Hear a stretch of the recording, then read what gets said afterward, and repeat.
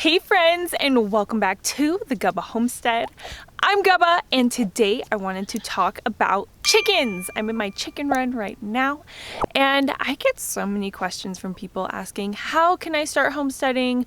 Where do I begin? Well, one of the best ways to begin is to get chickens. They are roaming about because I am in my run. I think I already mentioned that. You can see behind me. Oh, that was perfect timing. That is their little chicken coop, and I have an automatic door that they come in and out into a run, but they also leave the run. I don't have their wings clipped, and they fly and go about the homestead, which I love. So chickens are an amazing way to start homesteading. They're a great first time homestead animal because of how easy they are to maintenance. They don't require a lot of time. They also don't require a lot of space. So if you have 16 chickens like me, you will need a little bit more space as compared to if you just have 1 or 2 chickens. I would recommend that you have 2 chickens so they're not alone. They will be a lot more happy, and happy chickens give you more eggs. So the benefit of having chickens is, 1, you get food. They are a food source, and this is so powerful. I am about returning to your roots and regaining that power that our ancestors had. And part of that is having sources for food. So chickens will eat either chicken feed, or they will go about and free range bugs and other grubs and things, and they will give you nutrient dense eggs. I'm not sure if you guys can hear the goat in the background, but yeah, the goat is right behind there. So that is an amazing thing. So if you think about it, with rolling food shortages, and if we ever have emergencies and the grocery stores are wiped clean, you are going to have a daily food source. One thing is, for me, in the winter months when it gets cold and there's not a lot of sunlight, chickens will stop laying eggs as often. But if you live in a warmer climate, I would assume that they would just keep on producing. Maybe if it gets too hot, they will stop laying. I'm not quite sure because that's not my climate, but I have a high producing breed, the 𝐚𝐴𝐻𝐿𝐴𝐻𝐿, which are my white and red chickens. One of them walked out of here early, and they will still lay throughout the winter. I think they dropped down to maybe every other day, but I had one hen who was still giving me eggs every day. So think about that and how powerful that is. What a great way to start homesteading is with chickens. They are going to be a gateway animal for you, because once you realize how easy it is to care for chickens, you might want to venture into goats or into something like cows. That is what I did last year. I also feel like chickens are a great way to go down the rabbit hole, because once you get your self-sufficient food source and you taste this egg that has been formed from a free-range chicken that is on its natural primal diet, you're going to be like, wow, this tastes way different than the store-bought eggs I've been eating. Why is that? And then you start to look into what the conditions are that factory raised and farmed chickens live in. It's not pretty, and like I said earlier, a happy chicken makes a lot of eggs, and factory raised chickens are crammed into small cages. Sometimes they never even see sunlight. That is definitely going to affect their eggs. Also, what they are being fed. In a lot of factory farm situations, animals are just being fed literal garbage. So when you think about that and what the chicken's eating, that's going to turn into its eggs. So if they're eating garbage, their eggs aren't going to taste that great. They're going to taste like garbage. So then you're going to be like, wow, I wonder, and they'll start you on that spiral of factory farm and what else you can do to be self-sufficient in your homestead. Another reason why I love chickens is they eat bugs. Like I mentioned, if you have them out free ranging especially, I would recommend it if you can. And I know in some areas, or if you live in a neighborhood with HOA, you may not be able to have free range chickens, but they will take care of if you suffer from ticks in your area, which are a huge pest and be a pest to you or your animals, or they just take care of bugs and spiders. And I love that. The first year I moved in was fall, and there were these little grass bugs, just tons of them. Tons. Now that I have chickens that free range and especially love to go around my house and go onto my patio, they eat all of those bugs, and I've definitely noticed a difference. So it's pretty cool. Like, they are bug management, and they eat those bugs and then turn it into food for you. Not only do they turn those bugs into food, but they also make manure that can be used as fertilizer. It is high in nitrogen, phosphorus, and potassium. You can compost it. It is a hot manure, so you'd also have to be careful, but it's cool because you can use it as a soil amendment. So think about that, like how powerful it is that chickens give you food, they give you fertilizer, they take care of bugs. They can also till land for you. So after your garden is through for the year, you can send them into your garden to go and till it up for you. I will not be, just because the way I have my fencing set up in my garden, I don't want my chickens to learn that there is good stuff in my garden and then start going through the fence, which I just have cattle panel on my garden so they can slip through. I just don't want them to learn that, so the next year they go into my garden and start tearing the place up, because they will. You do not want chickens in an active garden, especially if you have things like tomatoes. They will just shred those tomatoes open.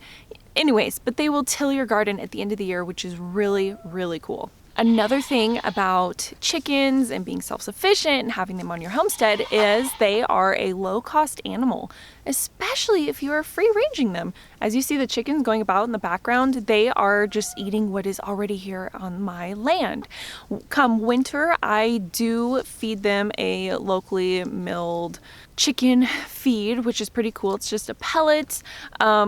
And I believe I was paying about $20 per 50 pounds. It's all organic, all locally grown. So that is important to me because, again, what they're eating turns into their egg. And it's non-GMO. That was also important to me. And I will go through maybe 2 bags a month with my, let's see, I have either like 12 to 16 chickens. I forget at the moment. They kind of, chicken math just takes over and you just get a lot of chickens, and sometimes you lose chickens. But so that's about $40 a month in the winter months. And then in the summer, the only maintenance I have to do is clean their coop, which doesn't require a lot of effort, again, on my part, and get them water daily, which really does not require a lot. Actually, in the summer, I don't have to get them water as frequently as I do in the winter. The only reason I do in the winter as much is because the water will freeze over. I don't like to use anything electrical in my chicken coop because I did have a fire my first year from a heat lamp. So I am just, nope, I don't want to plug anything in at all. So I just use a black plastic tub that will freeze over, but I just come out, kick it in the winter, and get them new water. So when you get into the routine of that, it's really not, it takes me maybe 5 minutes tops. So in the summer months, I'm not paying for any feed. They have everything they need out here. Winter months, I do, but let's see, that's maybe 5 to 6 months I'm paying for feed, but also I have to keep in mind how many eggs they're giving me. You can also sell your eggs. You're gonna have those organic free-range eggs, which can go for $5 to $6 a dozen, depending where you live, can even go for more, especially when there's those egg shortages. Imagine how wealthy you were feeling with all those eggs during the egg shortages.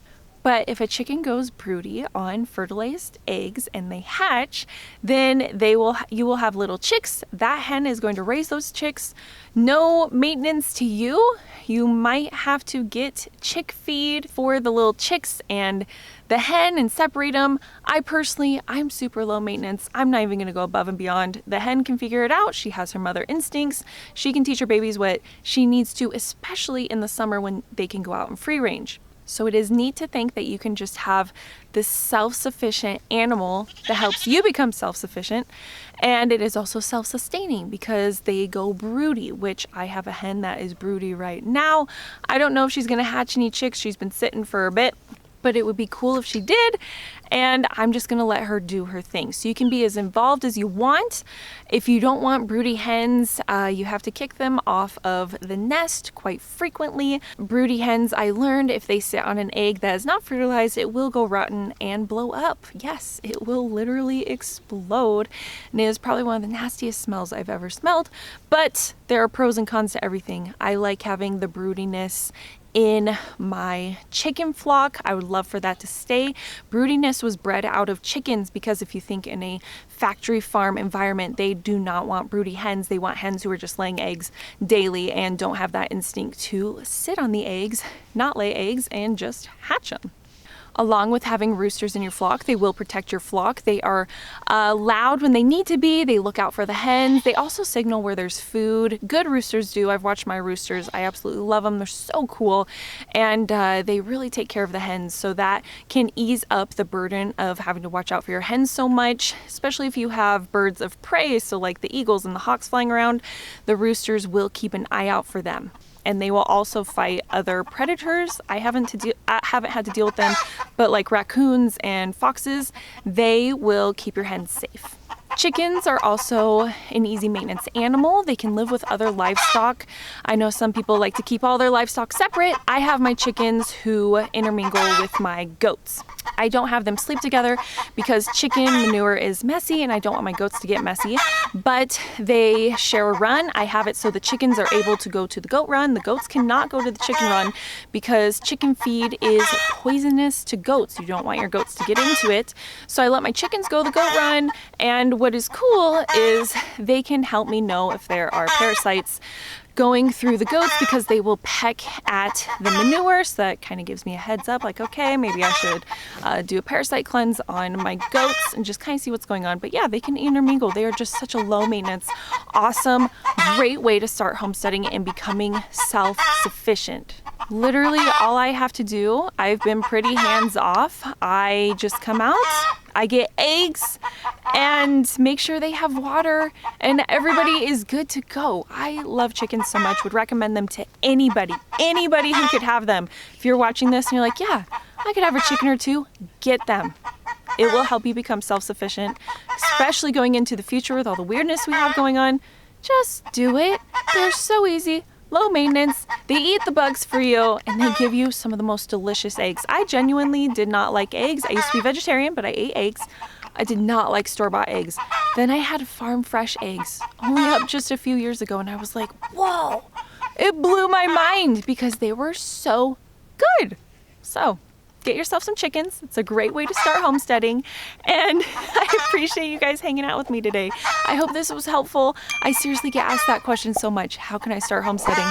Get chickens. Don't do anything a gut won't do. And I will see you guys next time. Bye.